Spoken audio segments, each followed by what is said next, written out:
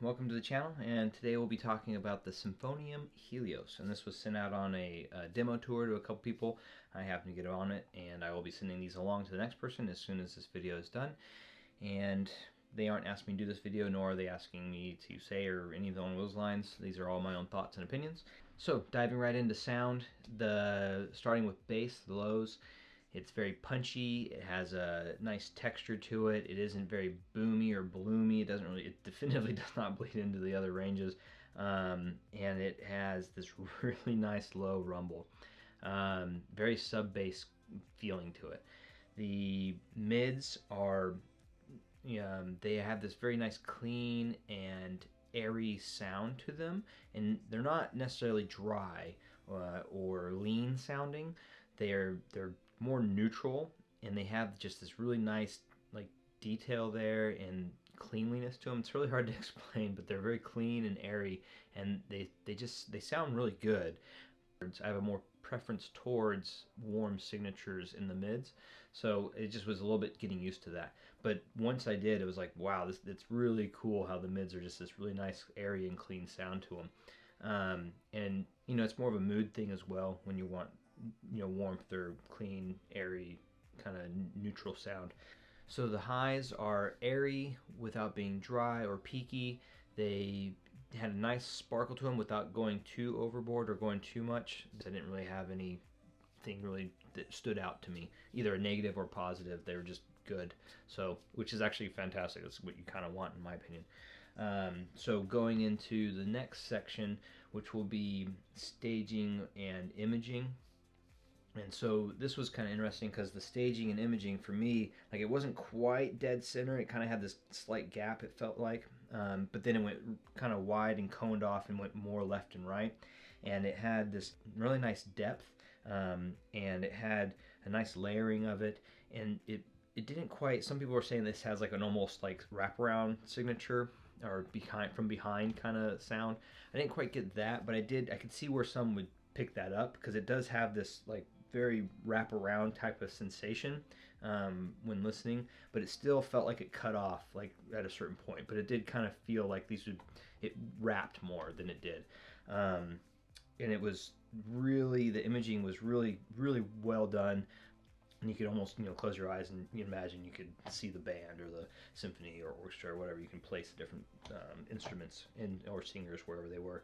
So going into something that I found very interesting with these IEMs is that they present the lows almost separated from the mids and highs, and it creates this almost 2.1 channel stereo kind of like feeling to them, where it has like it really feels like you're listening to a subwoofer in a room with like a 2-channel with a nice crossover.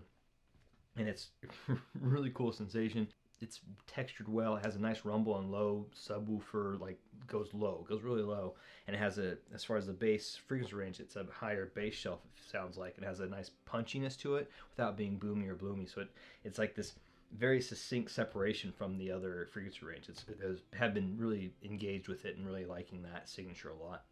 As far as like cons or things that I didn't like, I didn't really have too many, but I could see where potentially some would have an issue with the mids being a little neutral or clean, because I know a lot of people like that warmer signature. But overall, like, once you actually listen to them and acclimate, like, it's not bad. It's not even like dry, like I said. They're just clean, and they just sound really good and accurate, and without being overdone. So as far as like cons, that might be an issue as far as sound signature goes, and also maybe that subwoofer signature, like that might throw some people off. The build is fantastic. I didn't have any issues with it. It's a solid build. I didn't have any rough edges. There's no major issues at all with the actual build quality. Solid metal, and lightweight. The only thing I would say actually with build that I'm not a fan of, and this isn't actually the IEM's deal, it's more like just the nature of the 2-pin connector. Like, I'm not a fan of 2-pin connectors. I always feel like they're gonna break, even though I've never had one break on me. I always feel that they will, and it always puts me on edge. So something to be aware of. So after build, let's go into aesthetics, and this is going to be a hit or miss for some people, but I think that it's kind of a really nice minimalistic clean look. It has this nice black aesthetic, all black, with that white lettering, almost like a tuxedo. It's just like a clean look to it. or a panda or a penguin, wherever you want to go with that. But I found it to be yeah, like that industrial minimalistic, just black with white lettering, real clean looking, and it was, you know, it's nice. Also, actually want to touch. Well, I guess it goes in comfort. So in comfort, kind of goes to the build. These are bigger IEMs, so they're bigger shells, longer nozzles, and I was actually worried that I was not going to like these for the comfort because of how big they were. I actually didn't have any I personally didn't have any problems with them, which was shocking. I usually have, my ears are sensitive to things being in them for long periods of time, and I actually ran these for, gosh, I think hour and a half to 2 hours without having any issues at all, without even really realizing they're in there. And usually that's about when I'm starting to go, my ears are like, all right, get these out, and then they'll hurt for a couple hours and I can go back to listening again.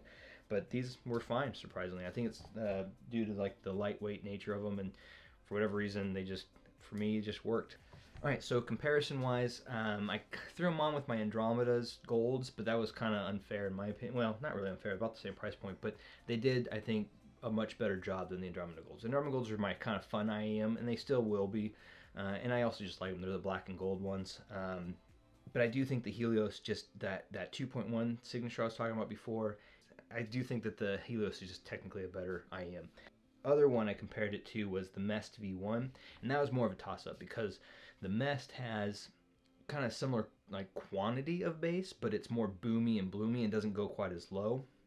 But also the other factor though for me is that the mid-range is much more lush and warm and has that side of the house, which I really enjoy. And the trebles were, or not treble, the highs were about the same level of like quality. Details were both good, but then that warmth kind of can make, I can see where that could be a blurring of the detail a little bit with the Mest V1. But it's a fun IEM, and I think that'd be more of a coin toss on my preference of mood or like what I'm listening to at that point in time, or like my, yeah, basically my mood. You know, if I want something more warm or something a little more clean and airy and kind of engaging in that way. So between the Mest V1 and the Helios, it's a toss-up. I found them both really well done for different reasons. If you want that more control technicalities, or you want more warmth in that side of the house, that's how I would compare the two, and then you can kind of decide. For me anyways, that's how I'd look at it. So anyways, I want to kind of take you guys on a quick little adventure, and we'll get to that right now. So see you in a sec. Alright, one of the things that's really great about IEMs is that you can take them anywhere. You can take them out to a river walk with mountain views, you can take them to a park, you can take them to a cafe, a Starbucks, whatever your flavor is that you want to do to go and relax and enjoy the scenery. The IEMs are perfect for that. Like they allow you to listen to high fidelity music on the go.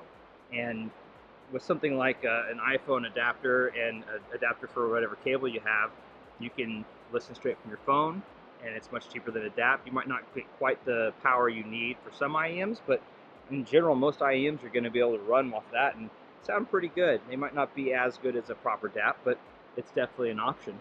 And I think that that's probably the biggest pro for IEMs, is that you can grab them on the go and listen to really high fidelity music and have beautiful scenery, where you can't really do that with an open back or even a really nice closed back that's, like a ZMF, for instance, like one of my favorites. I'm not really going to take it out on a walk in the mountains and listen to them. So that's definitely something to take into account.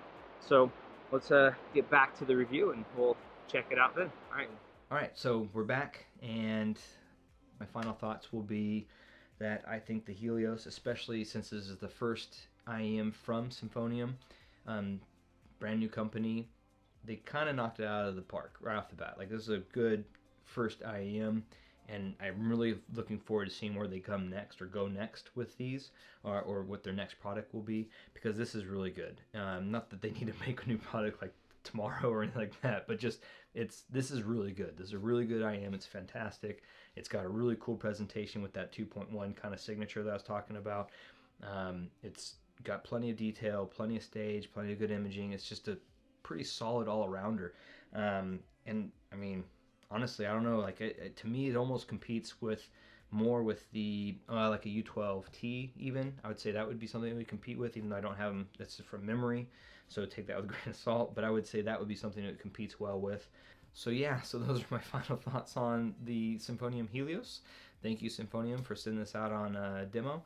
Thank you, everyone, for joining, and I will catch you guys all in the next one. Cheers, and have a great rest of your day, night, morning, whatever.